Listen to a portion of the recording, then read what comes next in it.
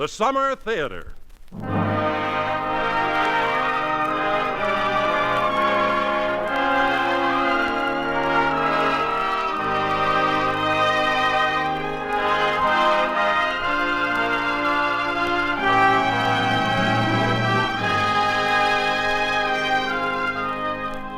Welcome to the Summer Theater, a dramatic hour of romance, love, and adventure.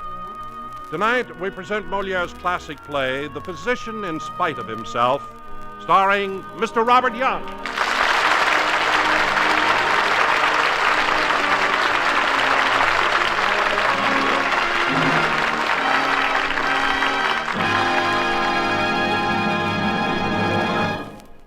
Good evening, ladies and gentlemen. This is your host, Don Wilson.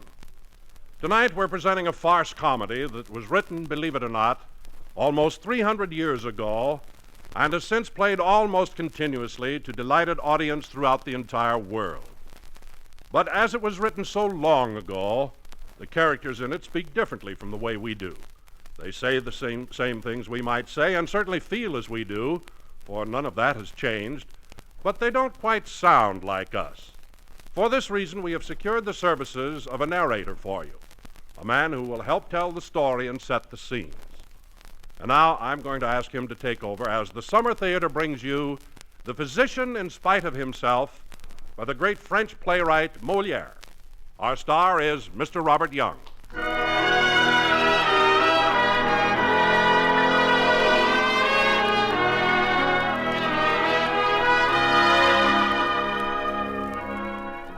Good evening. I am your narrator, and we're ready to begin our story. The time, as you already know, is long, long ago. The year 1666, to be exact. The scene is the backyard of Monsieur Sganarelle, our hero's house, in a small French village near a small French forest. The house is a simple one, for Monsieur Sganarelle is not a wealthy man, but he is a healthy and vigorous one, and not bad-looking at all. He lives there with his wife, whose name is Martine. And as so often happens between husbands and wives, even as long ago as 1666, they engage in an occasional lover's spat.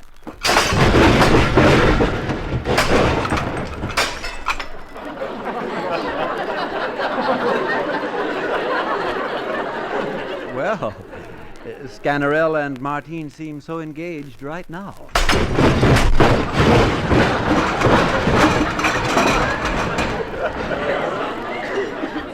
The quarrel is violent only because they love each other so.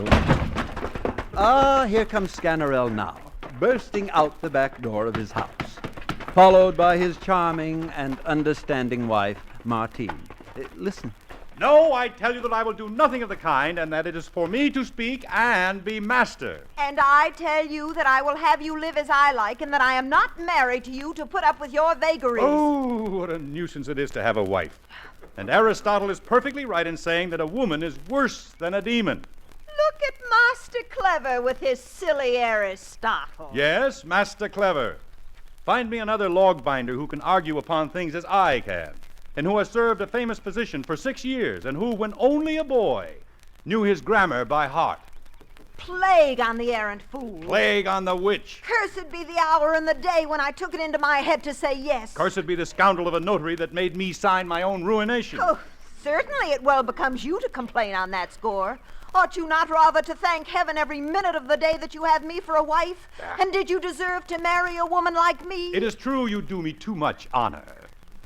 Now enough. Let us drop the subject. I must go. Aha! You wish to drop it. You, a fellow who will drive me to the hospital. A debauched, deceitful wretch who gobbles up every farthing I have got. That is a lie, for I drink part of it. Who sells piecemeal every stick of furniture in the house. That is living upon one's means.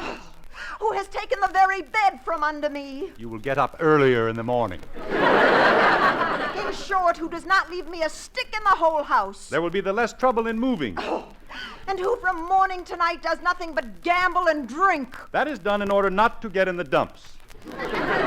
And what am I to do all the while with my family? Whatever you like. I have 4 poor children on my hands. Put them down. asking me every moment for bread. Whip them. When I have had enough to eat and drink, everyone in the house ought to be satisfied. And do you mean to tell me, you sot, that things can always go on so? Wife, let us proceed gently, if you please. That I am to bear forever with your insolence and your debauchery? Do not let us get into a passion, wife. And that I do not know the way to bring you back to your duty? Wife, you know that I am not a very patient man and that my arm is somewhat heavy. I laugh at your threats. My sweet wife, my pet, your skin is itching as usual. I will let you see that I am not afraid of you. My dearest rib, you have set your heart upon a thrashing. Do you think that I am frightened at your talk? Sweet object of my affections, I shall box your ears for you. Sot that you are. I shall thrash you. Walking wine cask. I shall pummel you. Infamous wretch. I shall curry your skin for you. Wretch, villain, deceiver, cur, scoundrel, churl, rogue, scamp, thief. You will have it, will you? Oh, put that stick down. Help! Help! He will beat me.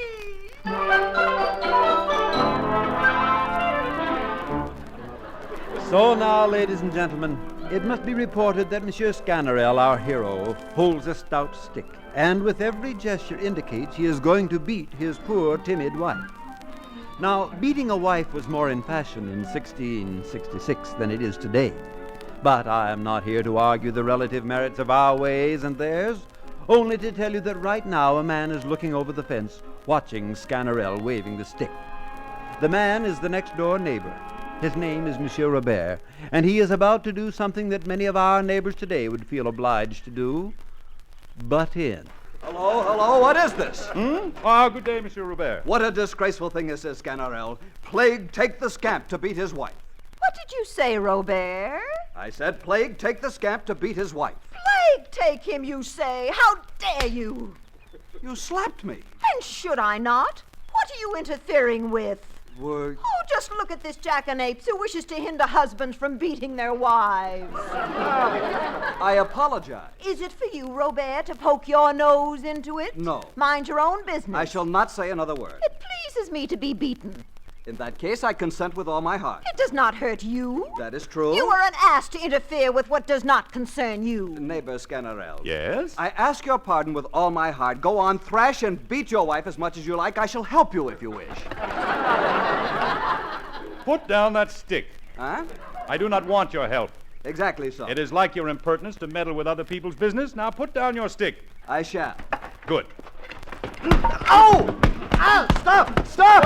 Away with you, you meddling fool! Yes, I can well see my error. He's gone, wife. My sweet, my precious. The busybody. Come, Angel, let us make up. Shake hands. After having beaten me thus? Never mind that. Shake hands. I will not. Eh? And do not raise your stick to me. Come, wife. No, I will be angry. But it's a trifle. Shake hands, I tell you. You have treated me too ill. Well, I beg your pardon. Put your hand there and forgive me. I forgive you. But I shall make him pay for it. He shall see. You are silly to take notice of these trifles. They are necessary now and then to keep up good feeling. 5 or 6 strokes of the cudgel between people who love each other only brighten the affections. I'm going to the forest, and I promise you I shall bring out more than 100 logs today. That will please you? Yes, A kiss? a kiss. I shall go now, my love, and put in a day's work. Sganarelle bends, picks up his sack and axe, and with a wave to his beloved Martine, trudges off to the nearby forest to cut his logs. And Sganarelle is quite content that all is once again harmonious between him and his wife. Ah, but is it? A peculiar look crosses Martine's face as she gazes after the retreating figure of her husband. Now she glances down at the stick he raised to her. It seems quite clear her feminine mind still dwells on the beating. Alone now, she speaks her thoughts. Go cut your logs, my husband, but I certainly shall not forget to pay you out. Oh, if I could only think of something to punish you for the blows you gave me. I want revenge that will strike home, or it will not be satisfaction for the insult which I have received.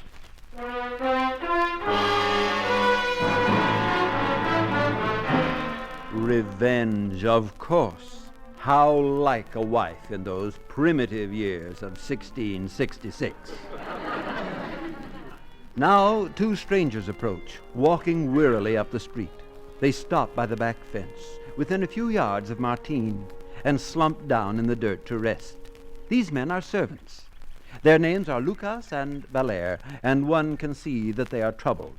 At first, Martine doesn't see them as they talk together, discussing their strange problem. Ah, Valère, we have truly undertaken a curious errand, and I do not for my part know what we shall get by it. What is the use of grumbling, Lucas? We are bound to do as our master tells us. True. Besides, we both have some interest in the health of his daughter. For her marriage, which is put off through her illness, will no doubt bring us in something. Ah, it shall. Horace, who is generous, is the most likely to succeed among her suitors, although she has shown some inclination for a certain Leandre. Ah, but you know well enough that her father would never consent to receive Leandre for a son-in-law. Never. Horace he wants, and Horace he will have, no matter what his daughter's wishes are. Martine turns her head and sees the two servants sitting by her fence. She looks at them a moment, then walks over to them, and listen carefully, ladies and gentlemen, for the plot is about to thicken. Gentlemen? Good day, gentlemen. I did not notice you resting here at first, for my brain was puzzled about something that perplexes me. Good day to you, madame. Yes, everyone has his troubles in this world, and we are looking for something we should be very glad to find. Is it something in which I can assist? Perhaps.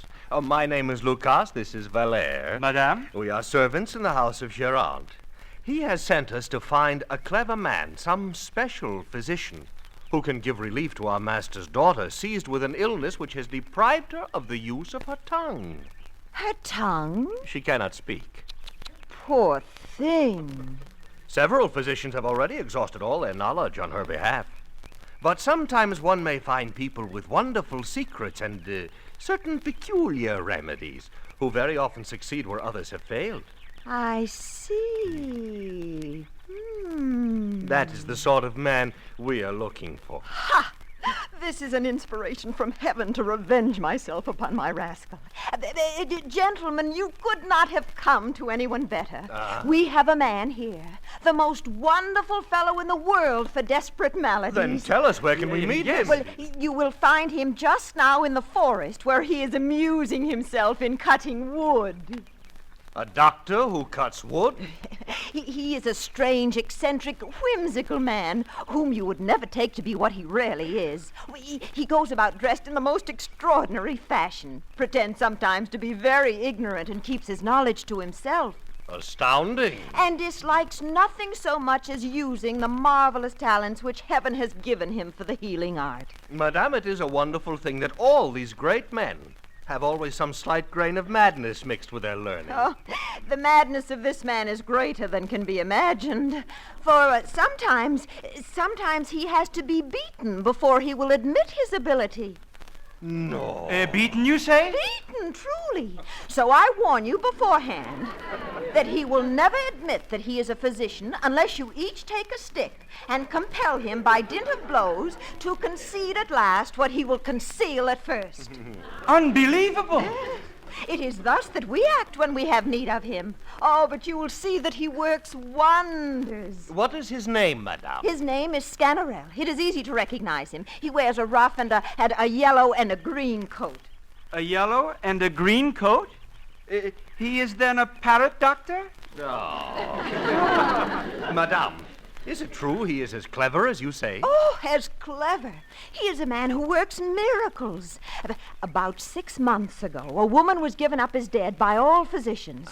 They were going to bury her when they dragged by force the physician Sganarelle to her bedside. Having seen her, he poured a small drop of something in her mouth. Yes. At that very instant, she rose from her bed and began immediately to walk into her room as if nothing had happened.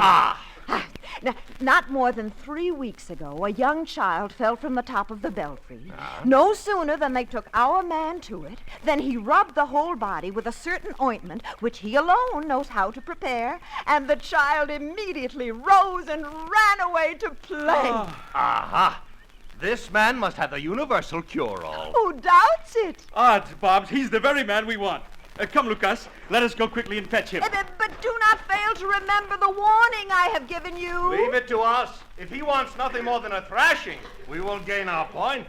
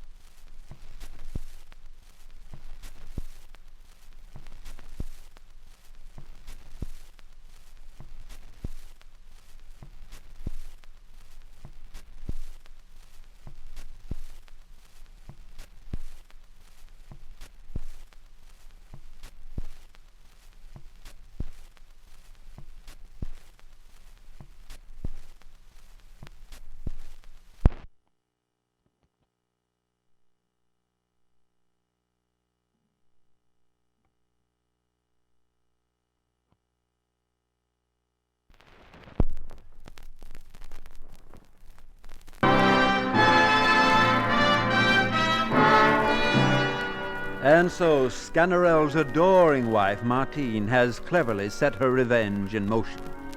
Now let us jump on ahead and find her unsuspecting husband. This is the forest near the Sganarelle home, heavily wooded and alive with many 17th century French birds and insects. Our hero is around here someplace. Ah, there he is, working himself into a sweat, chopping wood with great gusto. Why, already he's cut one whole log, and he's been at it only half an hour. He chops. He stops. And again he chops.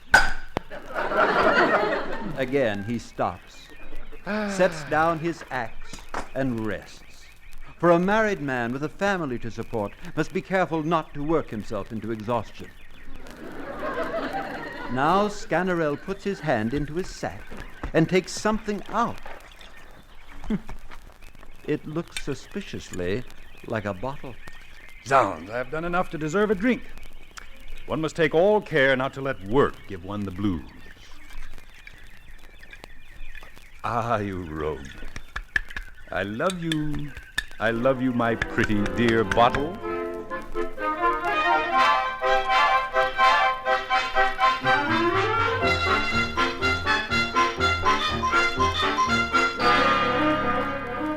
Now, while Monsieur Sganarelle is occupied enjoying a mild refreshment, Lucas and Valère, the two servants in search of a physician, come into the clearing. They stop and look at Monsieur Sganarelle a few paces from them. He is surely our man, Valère. Exactly as described to us by the good woman. Well, come on, Lucas. Let us go to him. Hello, sir. Huh? Good day to you, sir. Good day to you. Sir, is not your name Sganarelle? Yes and no. It depends on what you want with him. Well, we want nothing with him but to offer him our utmost civilities. In that case, my name is Sganarelle. Delighted to see you, sir.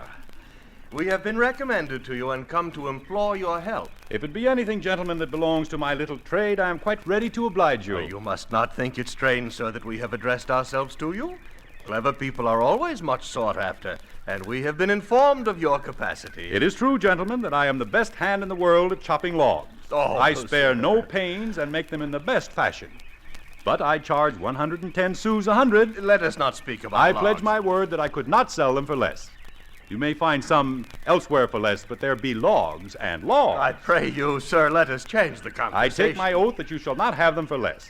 Upon my word, you shall pay the price. Ought a gentleman like you, sir, to amuse himself with these clumsy pretenses, to lower himself to talk thus? Ought so learned a man, such a famous physician as you, wish to disguise himself as a wood chopper and keep buried his great talents? This fellow is mad. All this beating about the bush is useless. We know what we know. What do you know? For whom do you take me? For what you are, a great physician. Position yourself.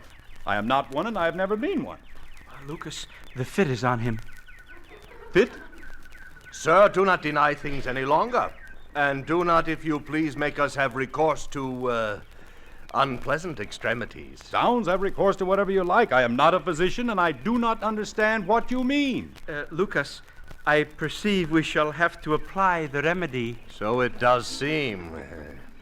Once more, sir, I pray you, confess you are a physician. I tell you, I am not a physician. You're not a physician. No. Well, since you will have it so, we must make up our minds to do it. That stick will do, Belair. Here. Now take one for yourself. Oh, I have one. You're still not a physician, sir. No, I tell you. Very well. Oh, ow! Oh!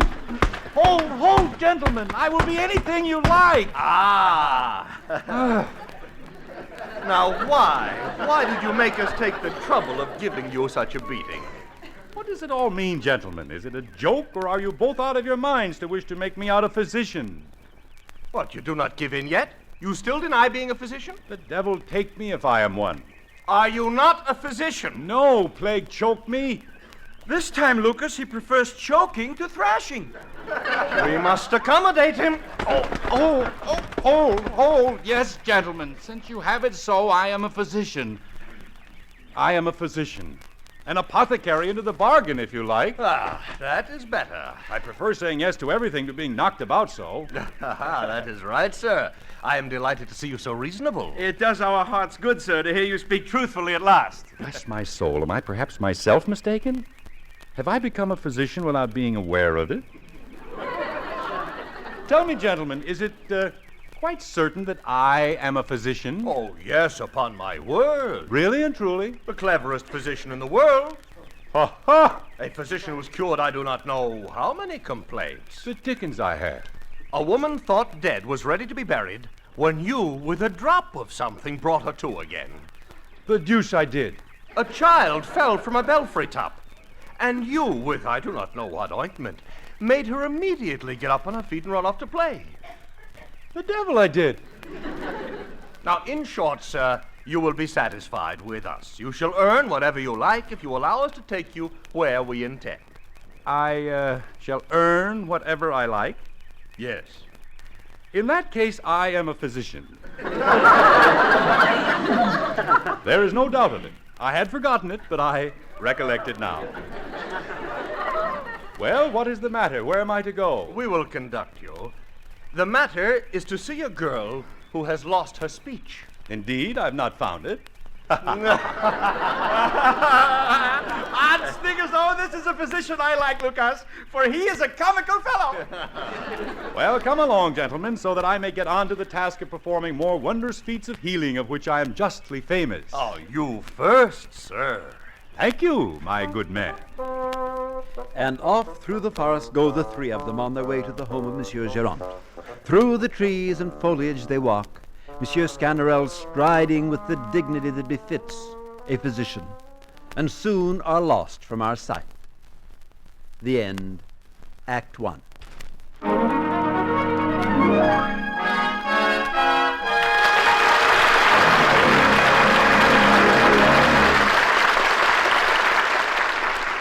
Tomorrow night, 21st Precinct dramatizes another action story of the world's largest police force.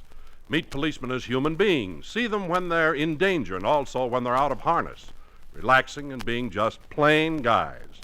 Every Tuesday night on most of these same CBS radio stations, see 21st Precinct, produced by the same team that has given you Gangbusters.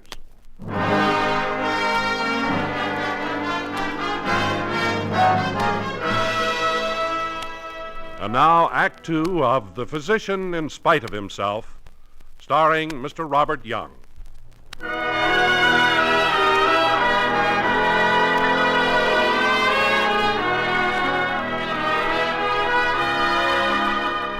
And once again, ladies and gentlemen, this is your narrator to continue with the second act of The Physician in Spite of Himself. A half hour or so has passed. The scene now is a room in the home of Monsieur Gerant, the father of the girl who has lost her speech. And an elaborate room it is, too, filled with the finest drapery and furniture one could buy in 1666. for Monsieur Gérant is one of the wealthiest men in the community. The door opens and Monsieur Gérant comes in, a short, round man, well dressed, but troubled now because of his daughter's illness. He is followed by his servant Lucas and Lucas' wife Jacqueline, a comely, nicely formed woman who serves as the ill girl's nurse. Lucas is speaking with excited gestures, telling Monsieur Gérant about the magnificent physician he has found. Monsieur Gérant, sir, I think you will be satisfied. For physician Sganarelle is the greatest in the world. Zooks, all the others aren't worthy to hold a candle to him. Oh, for better I could not ask. He's put dead people on their legs again.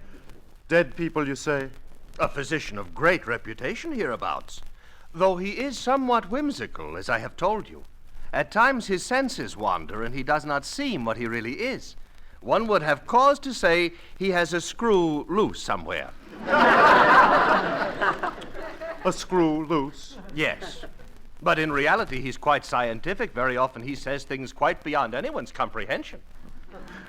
Oh, that is promising. Well, I'm anxious to see him. Bring him in. Valère is fetching him a physician's gown. He refused to see you without the proper garments. Properly so. Nurse Jacqueline, why do you frown? Upon my word, Monsieur Gérant, this physician will do just the same as all the rest.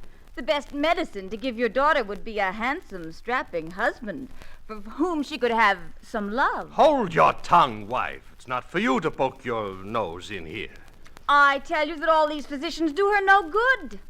Your daughter, Monsieur Gérant, wants more than rhubarb and senna. A husband is a plaster that cures all girls' complaints. Would any husband have her in her present state, Nurse Jacqueline, with that affliction upon her? And when I intended her to marry, has she not opposed my wishes? No wonder you wished her to marry a man whom she does not like. Why did you not give her Monsieur Leand, who takes her fancy? She would have been very obedient, and he would have taken her as she is. Leander is not the man I want. He's got no fortune, like Horace. He has an uncle who is rich, and Leand is the heir. All his expectations seem to me nothing but moonshine. We run a great risk in waiting for dead men's shoes. Death is not always at the beck and call of gentlemen heirs, and while the grass grows, the cow starves.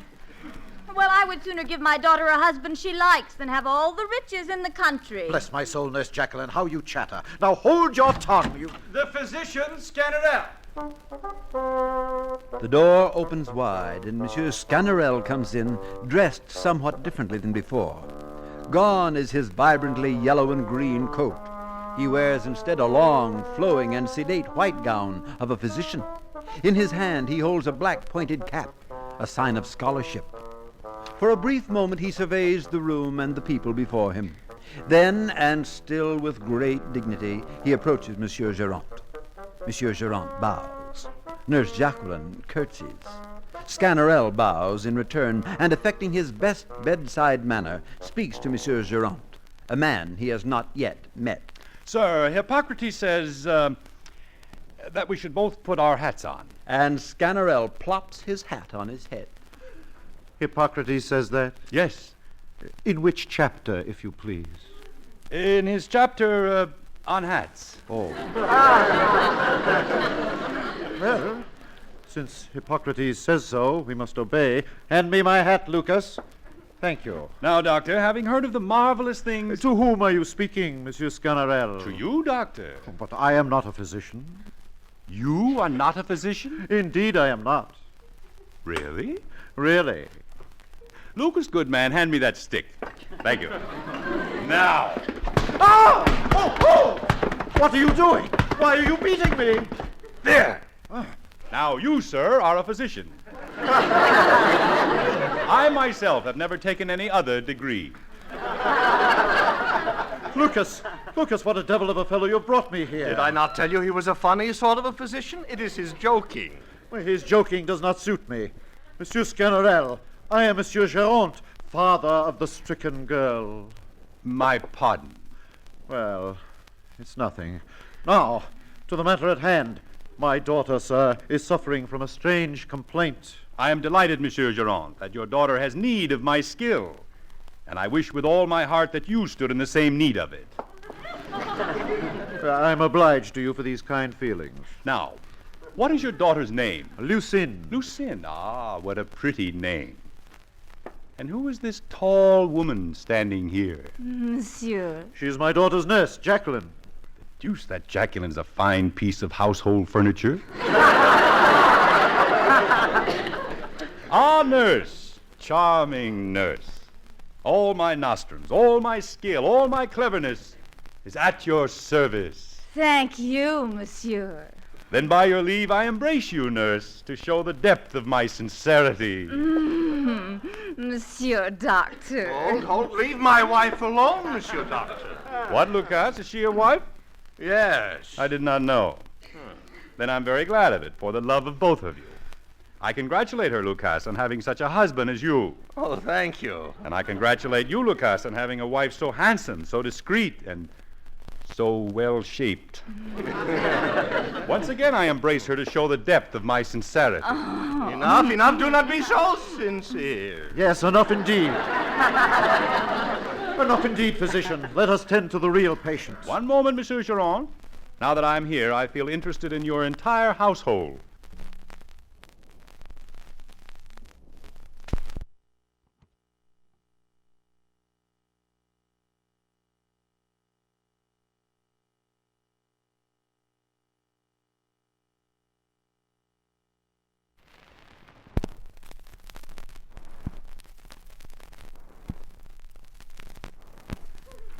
I should like to examine your nurse. No, nothing of the sort. I do not. Calmly, Lucas. It is the physician's duty to examine the nurse, and she attends the patient. Duty or no duty, I will not have it. Have you the audacity to contradict a physician? Send him out, Monsieur Giron. I will not go. And I do not care a straw about a physician. Careful, I will give you a fever. By my leave, have done with this. The patient, doctor, let us go to her. Very well, let us go. Come, nurse. I shall come too. Not so, Lucas, for while a doctor may well have need of a finely formed nurse, he certainly has no need of her husband.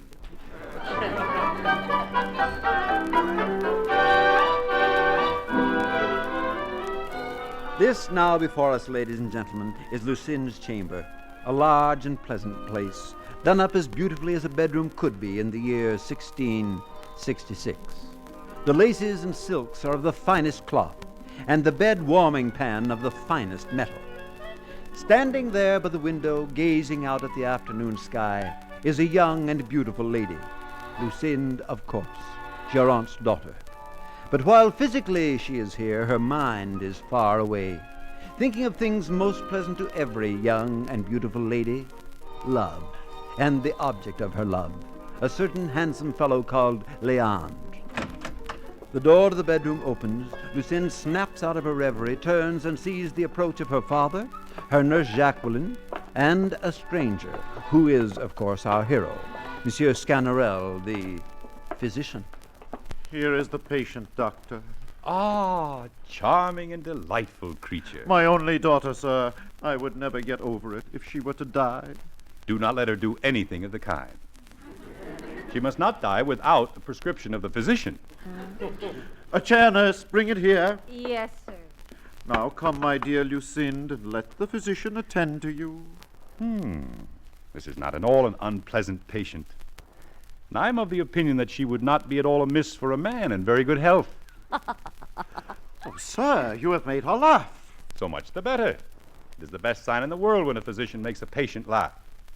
Lucinde, what is the matter? What ails you?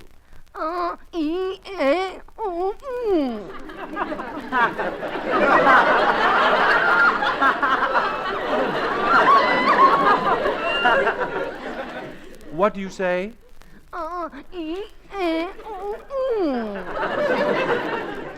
What is that? I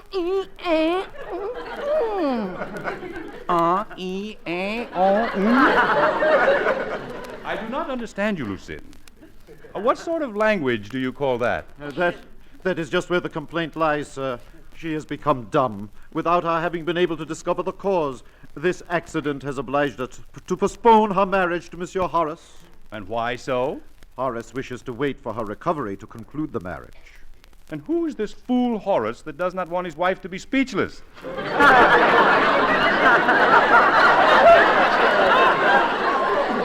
to heaven that mine were thus. I should take particular care not to have her cured. To the point, sir. I beseech you to use all your skill to cure her of this affliction. Do not make yourself uneasy, Monsieur Giron. Now tell me, does this pain oppress her much? Yes, sir. So much the better. Is the suffering very acute? Very acute. That is right. Now give me your hand, Lucien. The pulse, Monsieur Giron, tells me that your daughter is dumb. Oh, sir, that is what is the matter with her. Why, you have found it out at the first touch. Of course. We great physicians, we know matters at once. An ignoramus would have been nonplussed and would have told you it is this, that, or the other. But I hit the nail on the head from the very first, and I tell you that your daughter is dumb. Yes, but I should like you to tell me whence it arises. Nothing is easier. It arises from loss of speech. Yes. Well, very good. But the reason of her having lost her speech, pray? Our best authorities will tell you that it is because there is an impediment in the action of her tongue. But your opinion upon this impediment in the action of the tongue? Aristotle on the subject says a great many clever things. Yes, I dare say. Ah, he was a great man. No doubt. But to come back to our argument, I hold that this impediment in the action of her tongue is caused by certain humors, inasmuch as the vapors formed by the exhalations of the influences which rise in the very region of diseases, coming, as us learned men say. Monsieur Giron, do you understand Latin? Not in the least. You do not understand Latin. No. Cabricius archithurum, catalamus singularita nomovativo, arc musa the muse, bonus bona bonum. Oh, why didn't I study? It's so beautiful, I do not understand a word of it. Thus, these vapors which I speak of passing from the left side, where the liver is, to the right side, where we find the heart, fill the ventricles of the omoplata. Now, understand well this argument. Yes. Now, these vapors are endowed with a certain malignity, which is caused, pay attention here if you please, I do. which is caused by the acridity of these humors engendered in the concavity of the diaphragm. And that is exactly the reason that your daughter is dumb. Oh, how well you speak. And it is undoubtedly impossible to argue better. Undoubtedly. Still, Monsieur Doctor, there's one thing I cannot exactly make out. That is the whereabouts of the liver and the heart. It appears to me that you place them differently from what they are, that the heart is on the left side and the liver on the right. Yes, this was so formerly, but we've changed all that.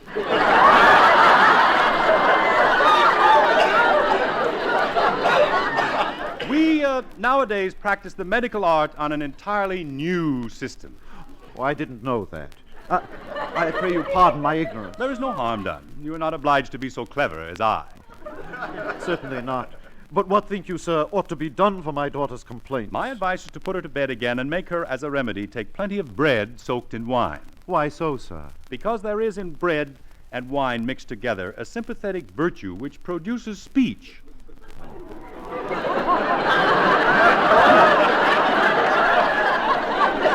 Do you not see that they give nothing else to parrots, and that by eating it they learn to speak? Oh, that is true. Oh, the great man. Quick! Plenty of bread and wine, nurse. Hold a moment, nurse. Come here. What do you wish?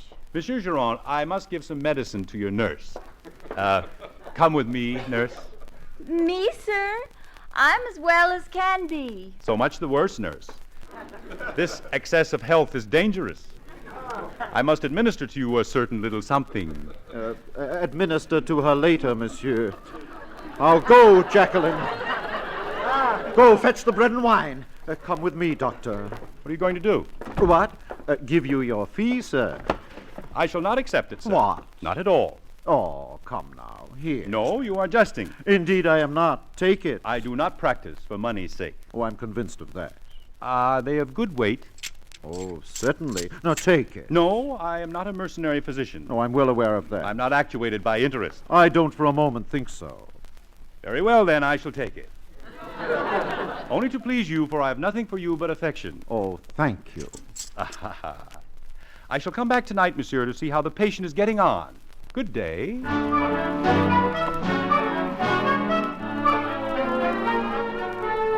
This now, ladies and gentlemen, is the courtyard outside Monsieur Girard's home. Sganarelle, our fine physician, comes quickly out of Girard's house, crosses the courtyard, and walks along the high stone wall, overgrown with vines and bushes. Behind some shrubs, he stops and glances round to see that no one is watching. Then, from out of his pocket, he takes the money Girard gave him for his services and counts same, quite happy in his newfound profession. But suddenly a figure appears on top of the stone wall and sees Sganarelle in his physician's gown. Hello! Sganarelle looks up, sees a young man whom he has never seen before, and quickly pockets his money. The young man leaps to the ground in front of Sganarelle. Sir, I have been waiting to see you. Me? I have come to beg your assistance, Monsieur Doctor. Ah, my assistants. Give me your hand. Oh, but sir... That is a very bad pulse you have, young man. No, sir, I am not ill. What? If you are not ill, why the devil do you not tell me so? I am not ill. I wish to speak to you on another matter. My name is Leandre. Who? Leandre. I am in love with Lucinde, to whom you have just paid a visit. And she is in love with me, as all access to her is denied to me through the ill temper of her father. Watch yourself. He is a rosy gentleman. I beseech you, sir, to serve me in my love affair and to assist me in a stratagem that I have invented so as to say a few words to her. On this my whole life and happiness depend. Whom do you take me for? How dare you address yourself to me, to assist you in your love affair, and to wish me to lower the dignity of a physician? Do not make such a noise, sir. I will make a noise. You are an impertinent fellow. Gently, An sir. ill-mannered jackanapes. Pray. I will teach you I am not the kind of man you take me for, and that it is with the greatest insolence. Sir? I have here some coins of fine weight. Ah, you wish to employ me. Thank you. I was not speaking of you anyway, for you're a gentleman. Now, what is the affair in question? You must know then, sir, that this disease of Lucinde's you wish to cure is a feigned complaint. Feigned? Ah, the physicians have argued about it, as they ought to do, and have not failed to give their opinion. This one that it arose from the brain, that one from the intestines, another from the spleen, another again from the liver. As my opinion, I have given none of these. My cleverness is so great. And you are right. For the fact is that love is its real cause. And Lucinde has only invented this illness in order to free herself from a marriage with which she has been harassed. Aha! The matter clears itself to me, Leandre. Now come, sir. As we go along, I will tell you what I wish you to do. Yes, come, Leander. For somehow you have inspired in me an inconceivable interest in your love. You are kind, sir. And if all my medical science does not fail me, the patient shall either die or be yours. As you can see, way back in 1666, money made the difference. How wonderful it is that things have progressed so. Well, arm in arm, Monsieur Sganarelle and his new friend Leandre leave Monsieur Girard's courtyard and walk into the field beyond, there to plot, if possible, a happy conclusion for the problems of young love. The end, Act 2.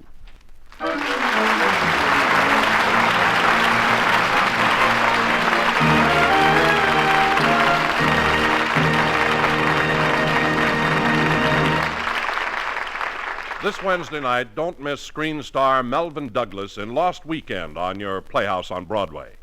In fiction and on film, the story of Lost Weekend gripped the public's imagination. Hear it adapted for your Playhouse on Broadway over most of these same stations this Wednesday night with Melvyn Douglas in the starring role of the tragic victim of alcoholism. We pause now for station identification. This is the CBS Radio Network.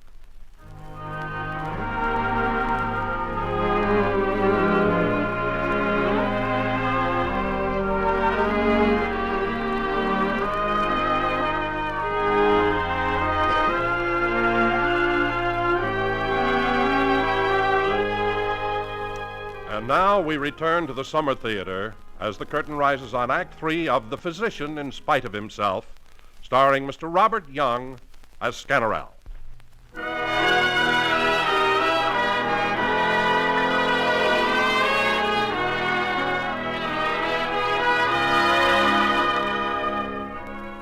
This is your narrator again, ladies and gentlemen, anxious to get on with the third and final act of Moliere's The Physician in Spite of Himself. We left our hero, the honored and honorable physician, Sganarelle, plotting with young Leand, plotting a scheme they hoped would bring Leand and Lucinde, the two young lovers, together. Now 2 hours have passed. The scene before us is a street behind Monsieur Géron's house. 2 men stand huddled there. One we recognize immediately, Sganarelle, dressed still in his physician's gown and black pointed hat. The other is dressed in the clothes of an apothecary. Now, in 1666, all pharmacists were called apothecaries, and I'm sure I really don't know why. But apothecaries they were called, and so that's what we shall have to call this pharmacist. Now, on closer look, we can make out the identity of this pharmacist. Pardon me, apothecary. He is none other than Leand in disguise. Leand speaks. I think that I am not at all badly got up for an apothecary. As Lucinde's father has scarcely ever seen me, this change of dress and wig is likely enough to disguise me. There is no doubt of it. Only, Monsieur Doctor, I should like to know 5 or 6 big medical words to leaven my conversation with and to give me the air of a learned man. Go along, go along. It is not at all necessary. The dress is sufficient, and I know no more about it than you do.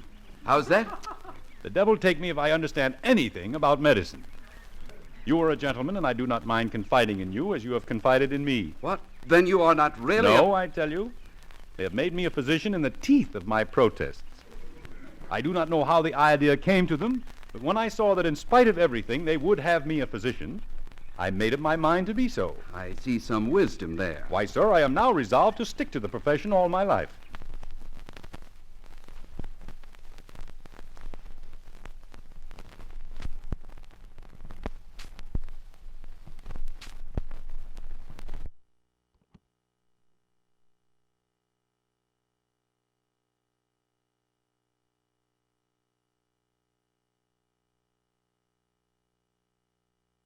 Best trade of all. Material we have, workmanship, farthing. It costing us. Well, come now, Leander, we are ready. Let us go to the house of your lady love.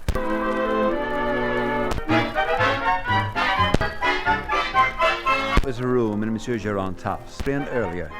There is Mr. Maclear, same beautiful thoughts, Leand. And there beside description. The door opens, and dressed in his physician's gown. Physician, I've been inquired to see your daughter. I see you have given her the bread soaked in wine as I prescribed. The bread soaked in wine as I prescribed. Fairly somewhat worse. Is the patient? I will wait and make it all right. The patient you have given her. Do not make yourself uneasy. His name? You undoubtedly feel her pulse so that I may consult with you better. Pay Duty, monsieur. I shall do. Monsieur Apothecary, and with great attempt to discuss with you. But I should No, like... do not seek. Pay attention, pray. Eyes up is among physicians to know whether women's congruity of the opaque humors. Change my... That. No, again. Excellent physician, how deep my... I have recovered my speech. Horace. But... Nothing will shake the resolution I have taken. What? All your fine arguments. If... All your talking with heart cannot submit to this tyranny. Oh. Beseech you, Dr. Sganarelle, make her dumb again.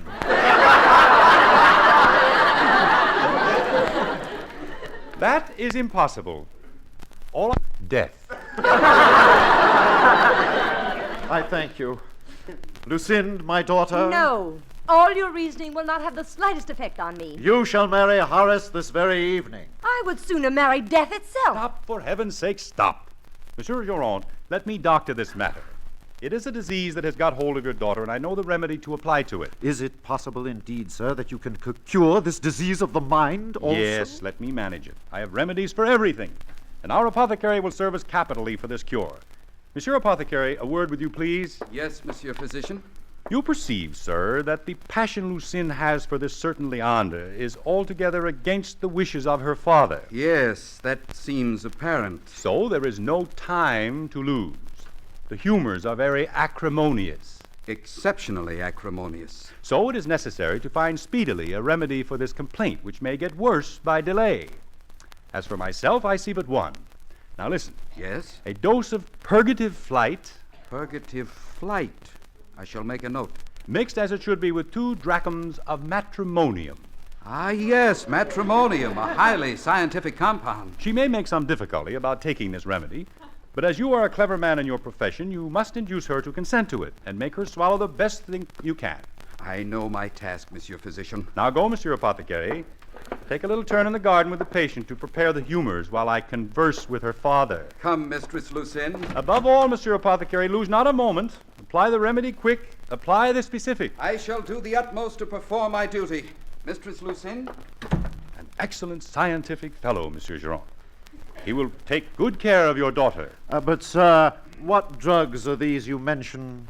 Purgative flight, drachms of matrimonium? It seems to me I've never heard of them before. They are drugs which are used only in urgent cases. I trust they will prove their worth. You would not believe how she is infatuated with this Leandre. The moment I discovered this passion, I took measures to prevent the slightest communication between them. You have acted wisely. They would have committed some folly if they had been permitted to see each other. Undoubtedly. I think she would have been the girl to run away with him. Just so. I was informed that he tried every means to get speech with her. The rascal. But he will waste his time. I will effectively prevent him from seeing her. He has no fool to deal with when he deals with you, Monsieur Geron. Oh, no. One must get up very early to catch you asleep. Oh, indeed.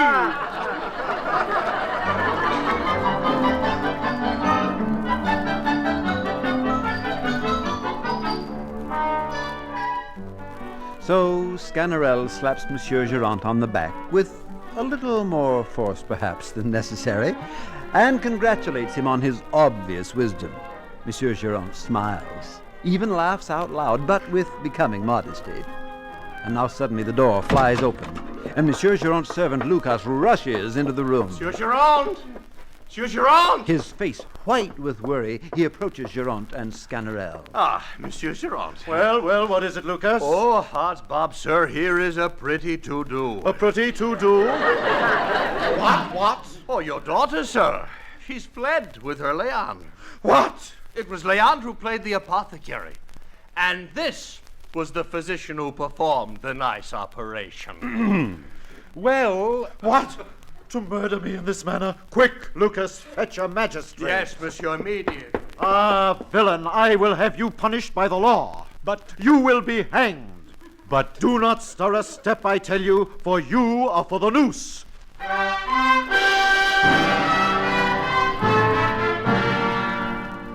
And now, through the open door, comes someone else. Martine, Sganarelle's darling and devoted wife. The one who first thought up her malicious revenge. Martine, too, is excited and somewhat weary, for she has been spending some long hours trying to track down her husband. Good gracious, what a difficulty I had to find this place. Just tell me, what has become of the physician who... Here he is, just going to be hanged. What? My husband hanged? Alas, and for what? He has helped someone to run away with my daughter. Alas, my dear husband, is it true you are going to be hanged? judge for yourself, wife. And must you be made an end of in the presence of such a crowd? What am I to do? If you had only finished cutting our wood, I should be somewhat consoled. Leave me, you'll break my heart. No. No, I will remain to encourage you to die. And I will not leave you until I have seen you hanged. Thank you, wife. Which shall be very soon. The magistrate will be here directly. Monsieur Geron, alas, will not a few strokes of the cudgel do instead of hanging? No, the law shall decide, and hanging it will be if I have my way. But what's this do I see? And what Monsieur Geraint sees is the return of Leandre and the beautiful Lucinde. Yes, the young lovers have come back, and Leandre, stripped of his apothecary's disguise, holds his beloved's hand tightly as he approaches her puzzled father. What is this? Monsieur Geraint, I appear before you now not as an apothecary, but as Leandre, and am come to restore Lucinde to your authority. Well, we intended to run away and get married, but this design has given way to more honorable proceedings. I will not presume to steal your daughter, and it is from your hands alone that I will obtain her. I must at the same time acquaint you that I have just now received some letters informing me of the death of my uncle and that he has left me heir to all his property. Oh. Really, sir, your virtue is worthy of my utmost consideration, and I give you my daughter with the greatest pleasure in the world. Oh, Leon. Lucinda. Odd sniggers, the physician has had a narrow escape. Since you are not going to be hanged, husband, you may thank me for you being a physician. I have procured you this honor. Yes, it is you who procured me I do not know how many thwacks with a cudgel. Monsieur Sganarelle, the result has proved too happy to harbor any resentment. Be it so, Monsieur Leandre. Well, wife, I forgive you the blows on account of the dignity to which you have elevated me. But prepare yourself henceforth to behave with great respect towards a man of my consequence, and consider that the anger of a physician is more to be dreaded than people imagine.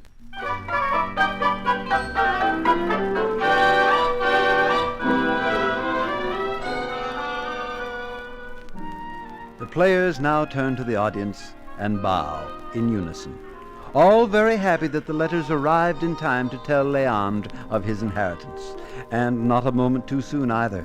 For if Leandre's uncle hadn't died just when he did, there's no telling what would have happened. But die he nicely did, and all is well. The end, Act 3, The Physician in Spite of Himself.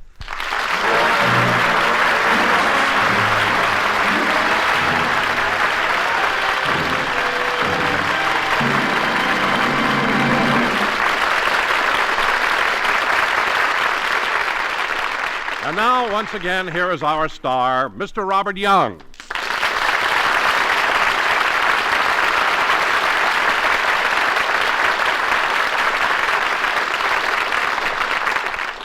Don, I'm wondering if you'd ask if there are any doctors in the house.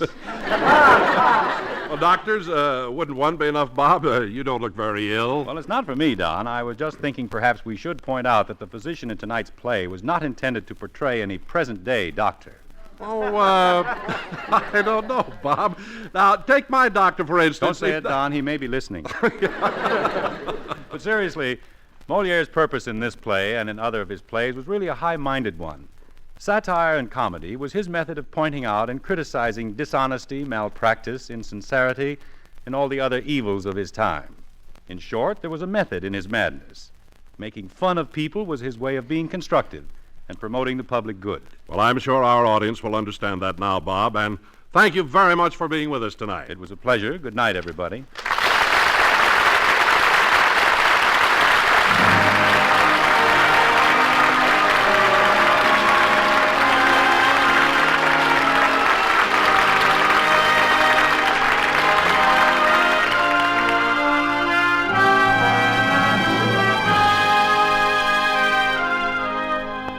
Tonight you have heard Moliere's classic play, The Physician in Spite of Himself, specially adapted for the Summer Theater by Lawrence Roman, starring Mr. Robert Young.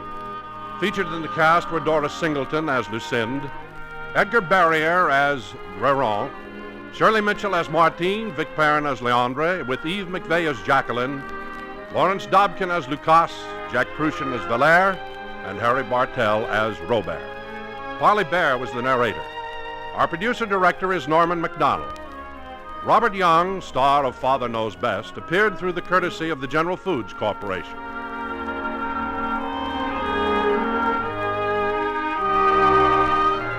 And now, this is your host, Don Wilson, reminding you to be with us again next week at this same time when the Summer Theater will present Daphne du Maurier's terrifying tale, The Birds. And our star will be Mr. Herbert Marshall.